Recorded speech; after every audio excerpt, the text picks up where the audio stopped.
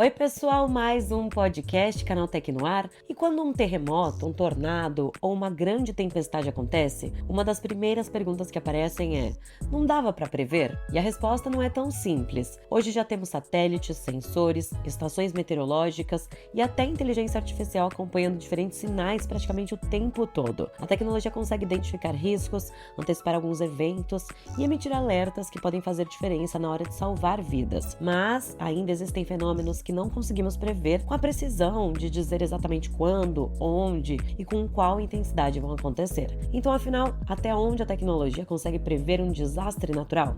É sobre isso que a gente fala no episódio de hoje. Você também vai conferir. Starlink prepara novo roteador com Wi-Fi 7, Samsung vai deixar 10 celulares Galaxy sem atualizações e OpenAI dissolve equipe que avaliava riscos graves da inteligência artificial. Eu sou a Fernanda Santos e esse é o podcast Canaltech.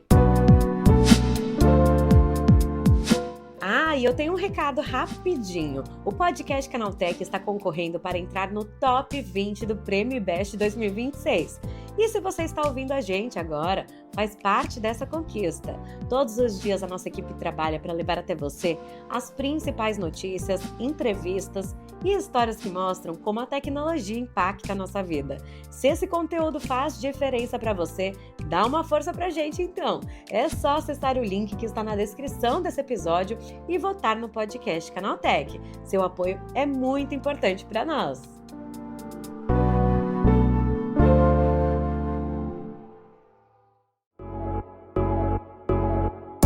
Hoje, diferentes tecnologias ajudam a monitorar fenômenos naturais e antecipar riscos, de sismógrafos e estações meteorológicas a satélites e inteligência artificial. Mas prever é só uma parte do desafio. Também é preciso fazer o alerta chegar de forma clara e dar condições para que a população saiba como reagir. E para entender até onde a tecnologia já consegue avançar nesse processo, a repórter Elisa Fontes conversou com Francisco de Assis Mendonça, professor do Programa de Pós-Graduação em Geografia da Universidade Federal do Paraná. Para começar, professor, queria entender um pouco, principalmente desse caso mais recente da Colômbia, assim, né? O terremoto, ele é previsível hoje em dia, a tecnologia ela consegue prever esse tipo de fenômeno, e que também os sismógrafos conseguem identificar hoje, né? Os terremotos já são de longa data conhecidas das áreas no planeta onde eles podem ocorrer. Então, comecemos por aí, né? A ciência do século XIX e o XX, especialmente,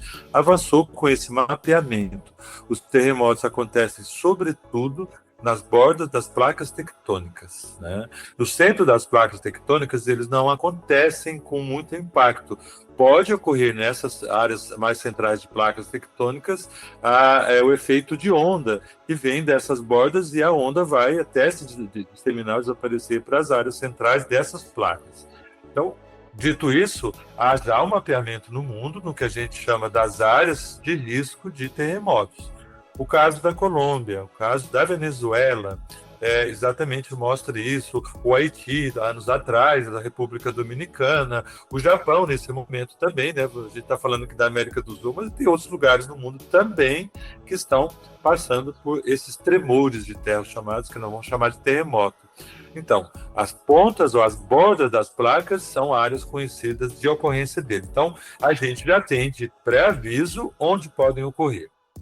No caso específico do acompanhamento pela tecnologia, nós hoje no mundo conhecemos, na ciência natural, os chamados sismógrafos tradicionais, que são fixos, e eles anunciam com antecedência de minutos quando que o terremoto efetivamente vai ocorrer nos lugares. Então, existe já, em função de se saber onde eles ocorrem no mundo, nesses lugares já existe uma rede mundial de sismógrafos que ali estão instalados, são fixos, e eles já anunciam, ou pelo menos avisam com antecedência de minutos, o tremor que vai virar um terremoto. Mais recentemente, esses sismógrafos tradicionais foram avançados, melhorados com tecnologia.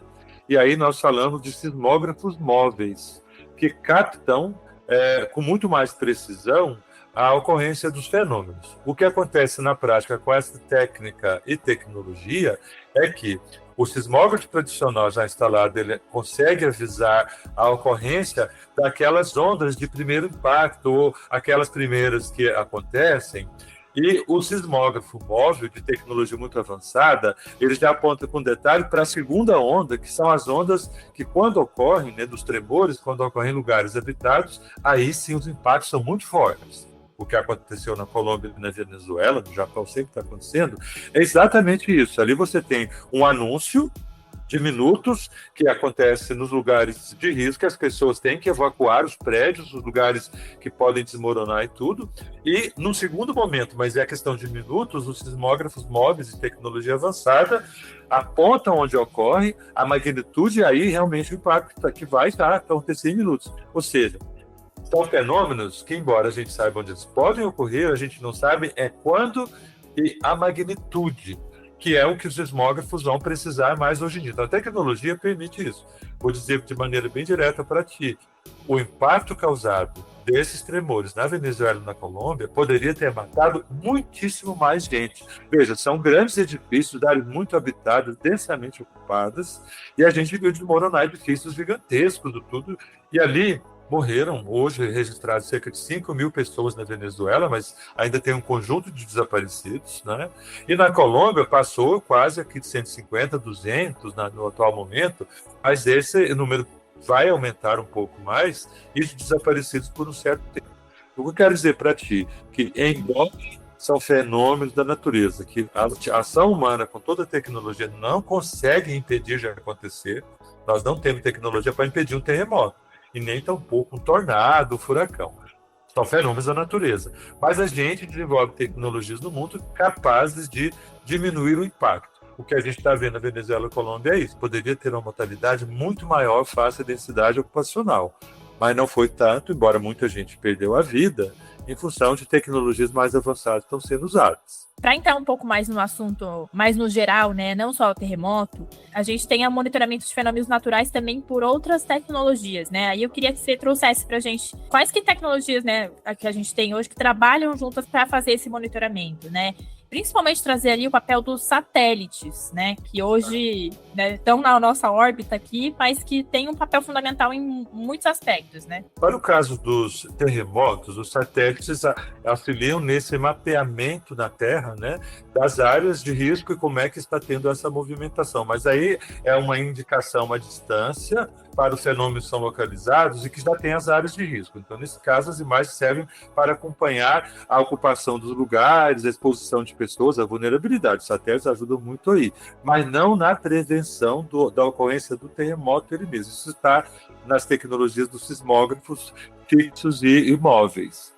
Os satélites são muito utilizados para os fenômenos da superfície, como, por exemplo, os eventos climáticos extremos. Aí sim, há uma ligação muito forte entre dados de superfície, as estações meteorológicas, medições da superfície, os chamados sistemas aéreos ou no espaço, né, que aí dividem-se em satélites de monitoramento climático, né, são vários no mundo, tem uma rede organizada pela Organização Meteorológica Mundial e que está assim, permanentemente, 24 horas, registrando movimento de massas de ar, de frentes, de furacões, de tornados que possam ocorrer e tudo, calor, ondas de calor, ondas de frio, etc. Isso está no chamado satélites meteorológicos, né? Sobre o Brasil, a gente tem 2 que permanentemente estão monitorando e que cobrem a América do Sul, e o Brasil é, via INPE, essa unidade que recebe essas imagens e com ela faz previsão assim, muito acertada, né? A gente está tendo muito evento extremo que tem impacto, e os impactos dos eventos extremos é sobretudo em populações vulneráveis que não tem como muitas vezes reagir, mas o sistema aí está alertando sempre. Além dos satélites meteorológicos, é utilizado no sistema de monitoramento os satélites de mapeamento, os satélites de detecção de populações em risco, né? A gente vai falar de uso do solo, áreas vulneráveis, áreas de risco, a exposição de populações. Então, há uma junção entre dados meteorológicos de superfície, dados de satélites meteorológicos que acompanham a meteorologia no planeta, acompanham a atmosfera, e dados de imagens de satélite com indicação de populações, lugares vulneráveis. Então, essa junção dessas tecnologias que são fantásticas hoje, né? Veja, os satélites passaram a ser operados a partir dos anos 60, né, tem em torno de 60 anos, que de lá para cá vem tendo um avanço espetacular na tecnologia e que permite a gente, por exemplo, ter a previsão, né, e a prevenção de maneira mais acertada hoje, que é bem diferente de há 40 anos atrás, quando se errava muito. Hoje, muito menos. E aí liga, conforme eu comentava anteriormente, com os sistemas de comunicação de alerta, né? E esses sistemas de comunicação de alerta nas áreas de risco de inundação, de deslizamento, de passagem de tornado, atuam rapidamente. Vou lhe dar um exemplo. Em Rio Bonito do Iguaçu, em 5 de novembro do ano passado, um tornado de magnitude alta, ele passou sobre a cidade e destruiu a cidade inteira. Quantas pessoas morreram numa tempestade daquela, que arrasou uma cidade inteira? Uma pessoa. Foram contabilizadas 3 mortes, porque ao mesmo tempo que aconteceu em Rio Bonito, aconteceu em Guarapuava, em Entre Rios, e aí teve 3 pessoas que perderam a vida. Mas imagine você, destruiu uma cidade inteira. O que aconteceu? No dia anterior, o CIMEPAR, Sistema Meteorológico de Tecnologia aqui do Paraná, né? E o que ele fez? Um dia antes, ele anunciou o choque das massas de ar quentes e frios que estavam tendo muito embate naquela região. A gente já tem um mapeamento de onde ocorrem tornados no interior do Brasil, Paraná, Santa Catarina, Rio Grande do Sul, e foi acompanhando esses sistemas. Com algumas horas de antecedência, o CIMEPAR avisou a Defesa Civil para evacuar a cidade ou levar a população a se proteger. Isso foi feito, as pessoas tentaram se proteger, mas veja, não tinha ainda a cidade, a arquitetura e a infraestrutura capaz de dar segurança com o tornado passando por cima. O que aconteceu, em parte, ali foi sorte, é que as pessoas foram para a igreja, né? Grande parte estava, inclusive, numa determinada cerimônia da igreja, no galpão da igreja, e o tornado, para a felicidade, passou lá dessa igreja e não destruiu ela totalmente, uma outra parte da estrutura, mas não caiu, e aí as pessoas foram ali salvas, vamos dizer, elas foram poupadas do impacto. Mas o aviso veio, e o alerta veio assim, 24 horas, 12 horas, 6 horas, na hora. E isso permitiu que as pessoas pudessem, de alguma maneira, se proteger com uma morte. Olha, isso é tecnologia aplicada, né? Isso é diretamente aplicada na prevenção. Professor, a gente tem visto até esse ano, principalmente, acho que esse meio do ano, muitas notícias, né, de ciclone bomba, os tornados mesmo. A gente tem visto esses eventos com mais frequência ou também a gente está melhorando a nossa capacidade de identificar eles, né? Quando a gente consegue prever mais. As duas coisas estão juntas. E tem outros elementos também.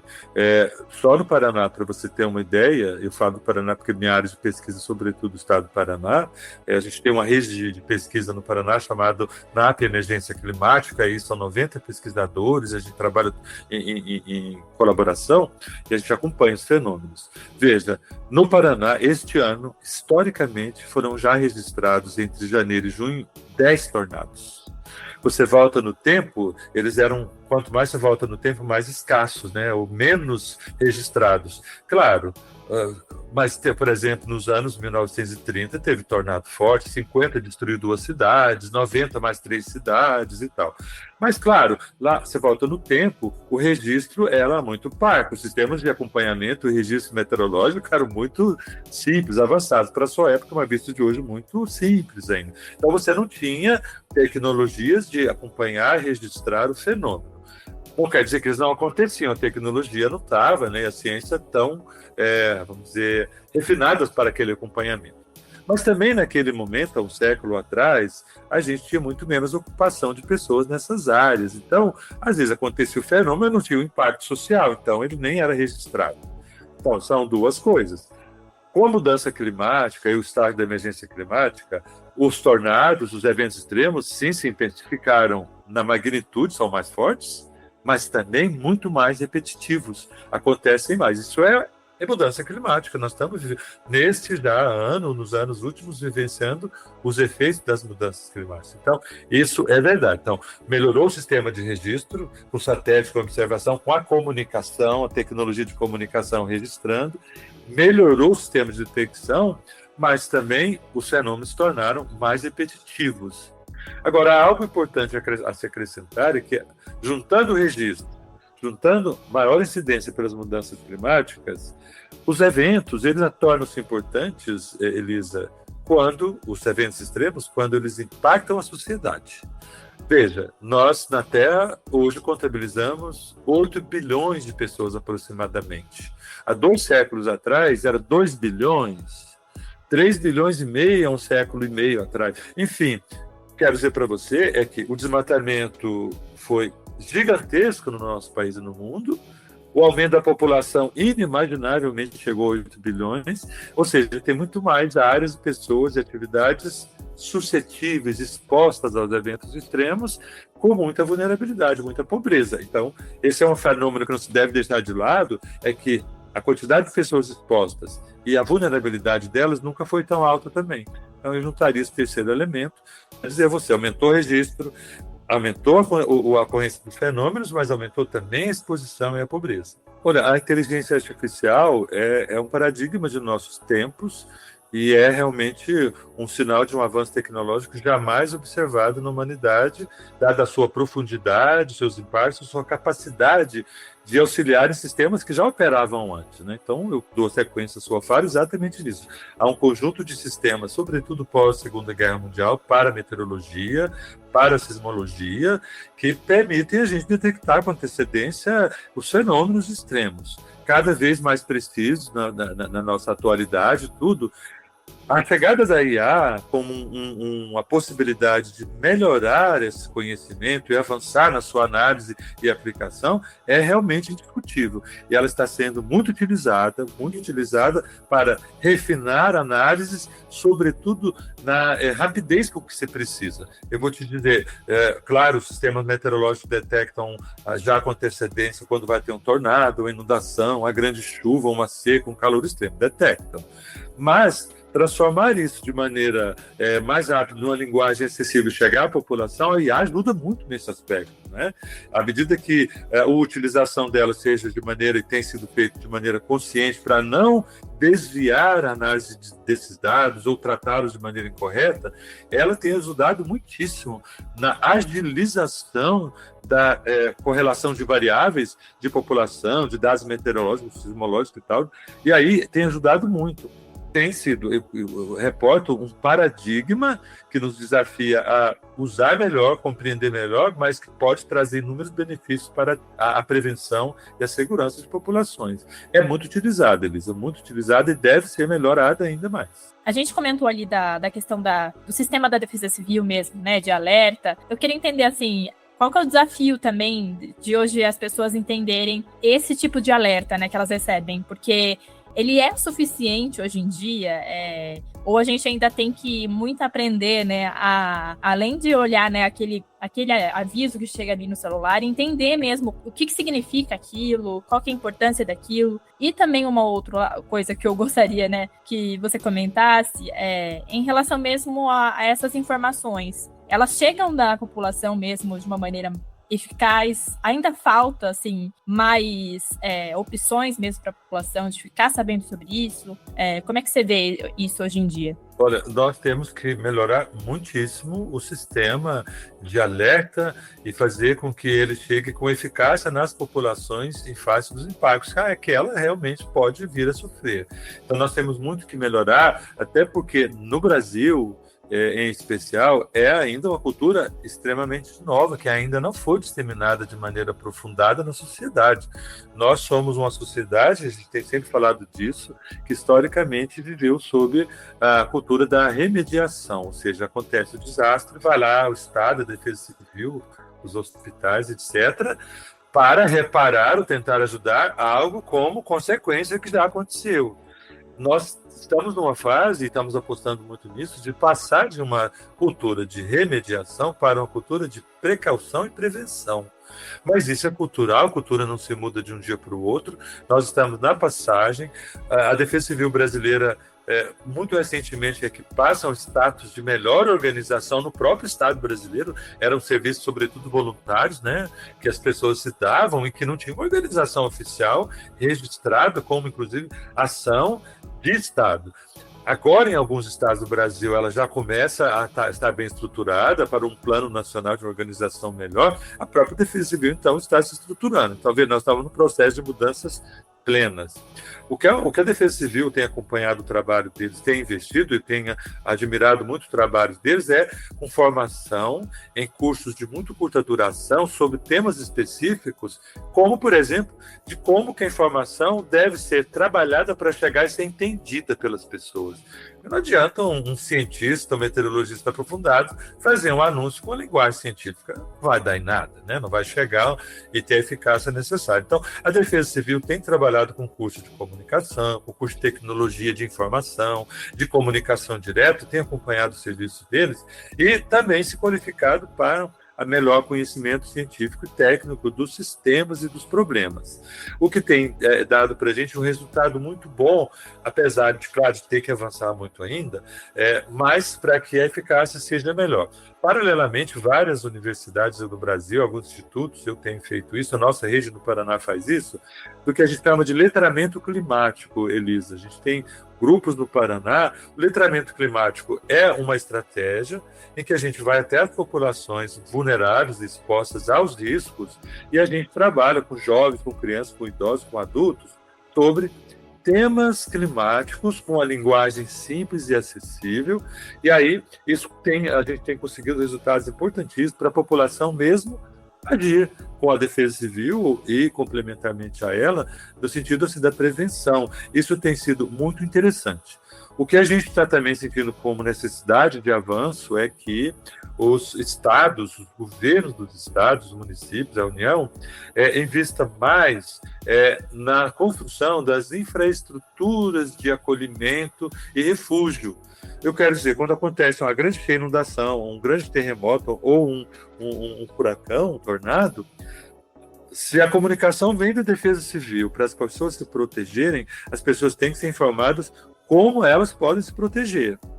Na casa, nos lugares de refúgio, onde que a gente tem que procurar para ter a segurança diante do impacto do evento extremo. Então, essa infraestrutura necessária, isso compete ao Estado, isso não é a Defesa Civil. A Defesa Civil pode orientar, pode trabalhar junto, mas é o Estado que tem que garantir a infraestrutura de segurança para a população. Duas últimas dúvidas, assim, né? A gente tem visto bastante já os alertas aí e as expectativas, né, de um El Niño aí que vai ser bem forte, de intensidade forte, assim, né? A gente vê que essa possibilidade já é trabalhada e esperada ali mais para o final do ano, né? Mas eu queria entender como é que a gente consegue fazer esse monitoramento, né, desse fenômeno também que é natural, né, ali nas águas do Pacífico.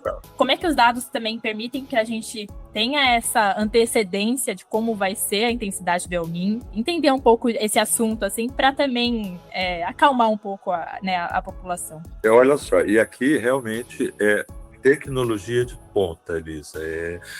Toda essa comunicação que virou, de certa maneira, um alarme também para a população, a gente chega aí com certa confiança nela em função de tecnologias muito avançadas que permitem a gente, de maneira antecipada, prever determinados fenômenos. O El Niño é um deles, é o grande exemplo que eu acho que nesse momento para a aplicação de tecnologias mostra a importância do que está sendo feito. O El Niño é um fenômeno oceânico, em primeiro lugar, que influencia e tem impacto, não impactos, mas ele tem efeitos muito importantes no ar. Mas é a origem do fenômeno oceânico. O que acontece? O Sol aquece a superfície da Terra e a água do Pacífico, que é a maior área de águas na face da Terra, acumula energia solar, que sobre essas águas incide, e aí essa energia vai sendo acumulada, ela não é perdida todo dia, né? O Sol aquece todo dia, mas a energia fica acumulada, porque a água tem um comportamento térmico diferenciado do solo, por exemplo, e do ar. Então, essas águas, quando vão se aquecendo, elas se expandem, porque elas acumulam calor, e o calor provoca a expansão. Chega a um determinado momento que esse calor acumulado na água, ele passa para o ar em grande quantidade, aquece o ar, né? E aí a gente vai ter o efeito atmosférico, mas essas águas se expandindo, pelo efeito de rotação da Terra, essa expansão das águas do Pacífico por calor, dá um acúmulo de água quente na parte leste do Pacífico, que é a costa do Peru, Equador, então na linha do Equador vai até a América Central, e ali então tem um acúmulo de águas aquecidas, que à medida que passa de 2, 3 graus acima da média térmica, aí a gente vai falar de El Niño, né? E isso é relação Sol-Terra, e essa água mais aquecida ela injeta muito vapor no ar, óbvio, a água evapora, e aí essa atmosfera fica carregada na costa do Peru e ela consegue passar para o lado Atlântico, né, aqui na América do Sul, e vai influenciar aqui o Oceano Atlântico também, que está mais aquecido, vai gerar muita chuva no centro-sul do Brasil, mas no norte essas chuvas não chegam, e aí diminui, o norte vai ter registradamente uma seca. Ora, esse fenômeno ele não se forma de uma hora para outra, ele se forma em meses. Então, vocês vão ver de comunicações de março, de abril, mesmo dizendo, olha, este ano há uma tendência de um El Niño mais forte. Por quê? Porque de lá já se observou, com tecnologia de ponta, de boias flutuantes no Oceano Pacífico, com satélites meteorológicos acompanhando, já foi se mapeando assim, aquela mancha de água quente do Pacífico se expandindo. Em março, abril, a gente tinha certeza que seria um El Niño acima da média, mas não sabia se seria forte ou muito forte, porque as águas já estavam muito quentes lá. Essas águas continuaram se aquecendo. Veja, junho foi um dos meses mais quentes da história. Então você tem junho e julho muito quente, esse calor super expandiu, a intensidade de reação solar, as águas do Pacífico ficaram super aquecidas. Então a gente teve confirmado em julho para agosto que o El Niño é forte. De julho para agosto, forte para muito forte. Por quê? Porque as águas do Pacífico, pelos registros históricos, nunca tiveram tão quentes como estão agora. E isso provoca, então, muitas cheias e calor excessivo no centro-sul do Brasil, no norte, centro, norte, nordeste, muita seca e calor também. Então, não é que a previsão foi demorada, não. A ciência e o acompanhamento meteorológico foi, como eu dizendo, a tendência é ficar, e foi aumentando. Agora aconteceu. Já estamos numa situação que comprovadamente o El Niño será de forte a muito forte. Será não, ele já começou. Os tornados no sul do Brasil, o inverno no sul do Brasil esse ano foi extremamente quente para a estação do ano. As chuvas já começaram. O pico do El Niño previsto com muita segurança hoje vai ser de outubro até fevereiro, com grande impacto entre novembro e janeiro. Isso, impacto para o centro-sul, é isso que eu estou dizendo, muita chuva, inundações, enchentes, deslizamentos de terra, quedas de pontes, cidades alagadas. A mudança climática interage com esse El Niño, torna ele mais forte, há uma interação aí. Como nunca teve um registro de tamanha magnitude, os impactos são hoje previstos com muita segurança para ser históricos. Falando em futuro de previsão mesmo, dessa prevenção também que a gente pode ter, como é que a tecnologia também pode evoluir ainda mais nesse sentido, assim, principalmente em relação às mudanças climáticas, e entender o que a gente vai ter futuramente? São previsões que são mais precisas, né?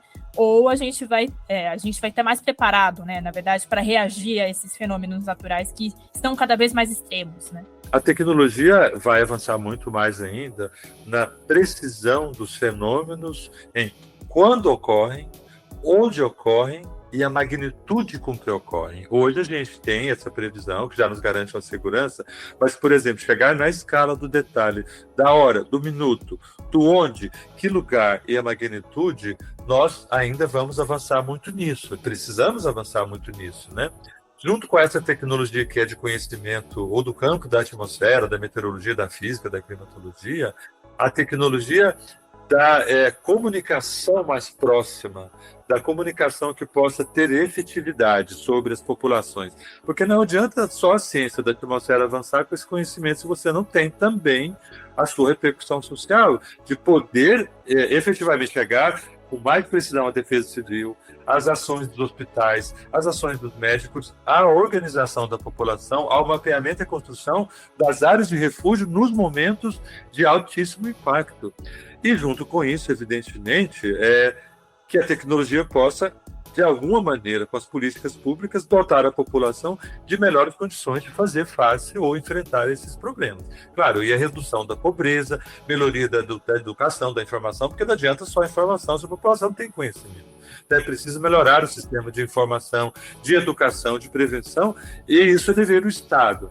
um país rico como o Brasil tem condições de fazer melhorias aí. Obviamente não vamos entrar no debate, não é aqui para isso, mas a quantidade de recursos financeiros que no Brasil, por exemplo, vira emendas para questões de eleição, para questões de interesse muito particulares, de interesse político, deixa em segundo plano investimentos fundamentais para isso, né? Para garantir segurança, garantir alimentação, garantir vida.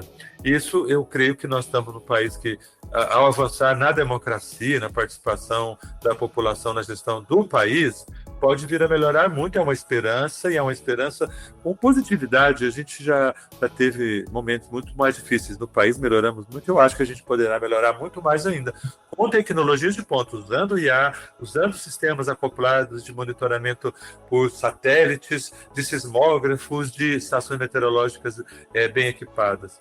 Então, acho que está num momento de grande desafio, mas também de grande construção, Elisa. Eu sou otimista nesse aspecto. Maravilha, professor. Você trouxe um panorama muito legal para a gente, assim, desse entendimento, né, dessa situação que a gente tem passado, de momentos difíceis, mas que, né, no futuro a gente consegue enxergar avanços, né? A gente já tem muitos avanços e é impossível entender isso, assim, né? A magnitude das coisas são grandes, né? Mas ao mesmo tempo a gente consegue salvar vidas também, enfim, isso que é importante. Muito obrigada pelos esclarecimentos aí, professor, pelo esse papo. Espero receber o senhor mais vezes aqui no nosso podcast. Tá, obrigado novamente pelo convite. Tchau, tchau, então.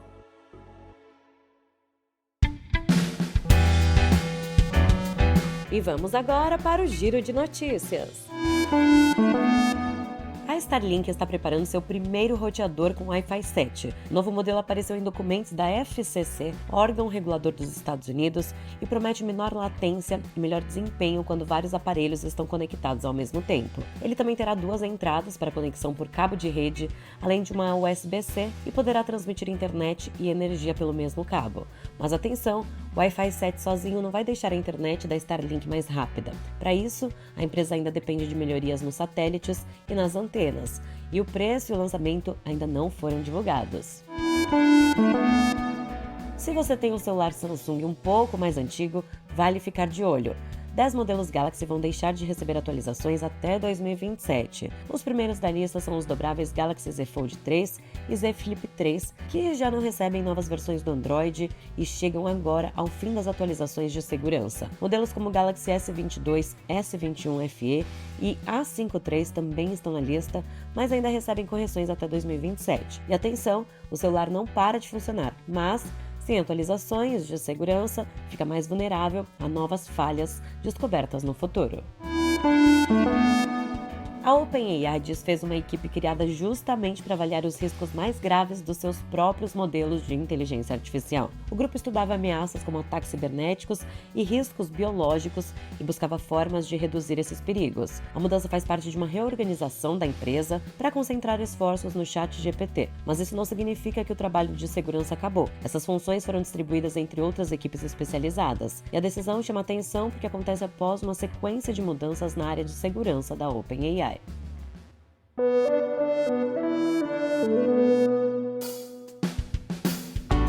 Então é isso, o podcast do Canaltech fica por aqui. Aproveite para seguir o Canaltech nas redes sociais e deixe uma avaliação no seu aplicativo de podcast preferido. Este podcast foi roteirizado e apresentado por Fernanda Santos e conta com reportagens de Nathan Vieira, Bruno Bertonzin e Marcelo Fischer. A trilha sonora do Guilherme Zomer, a edição de Liv Estraza e a arte da capa é de Eric Teixeira. Você escuta o podcast do Canaltech de segunda a sábado. Até mais!